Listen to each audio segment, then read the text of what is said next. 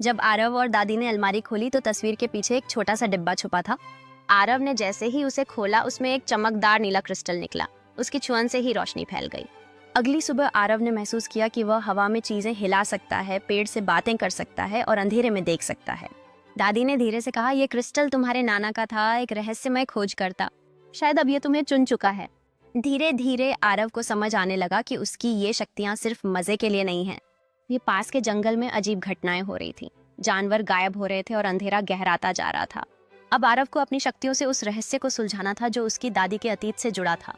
सिर्फ चाबी नहीं, अब जवाब भी उसके हाथ में थे। आरव की जादुई शक्तियां बढ़ती जा रही थी, लेकिन उसी के साथ जंगल में अंधेरा और डर भी फैल रहा था। दादी ने उसे एक पुराना नक्शा दिया जिस पर लिखा था, जहाँ पेड़ों की सांस थमती है वहीं अंधेरा जागता है। आरव जंगल की गहराइयों में पहुंचा। वहां एक पत्थर की गुफा मिली जो खुद उसकी उपस्थिति से खुल गई। अंदर एक काला साया था जो नीरज, एक पुराना प्राणी जो दादी के बचपन में फेंग कैद हुआ था। नीरज ने कहा, तेरे पास जो शक्ति है वही मुझे मुक्त कर सकती है।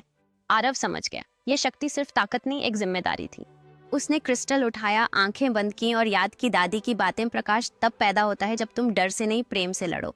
क्रिस्टल से तेज रोशनी फूटी। नीरज चिल्लाया और अंधेरा जलने लगा। आरव जीत गया। लेकिन कहानी अभी खत्म नहीं हुई थी। नीरज के नष्ट होते ही गुफा की दीवारें हिलने लगी।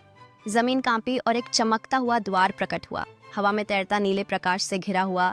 आरव के हाथ में मौजूद क्रिस्टल स्वतः ही उस द्वार की ओर खींचने लगा। दादी की आवाज उसके कानों में गूंजी, अगर कभी कोई द्वार खुले तो उसे डर से नहीं, जिज्ञासा से देखना। आरव ने हिम्मत दिखाई और द्वार में प्रवेश किया। अगले ही पल वह एक अजीब दुनिया में था। हवा में तैरते द्वीप, बोलते जानवर और आकाश में चमकते 3 सूरज। वहां एक बुजुर्ग वृक्ष ने आरव को देखा और कहा, तू वह है जिसे रक्षक कहा जाता है। इस दुनिया को तेरी जरूरत है। अब आरव को न केवल अपनी दुनिया बल्कि इस जादुई लोक की रक्षा भी करनी थी। असली परीक्षा अब शुरू हुई थी।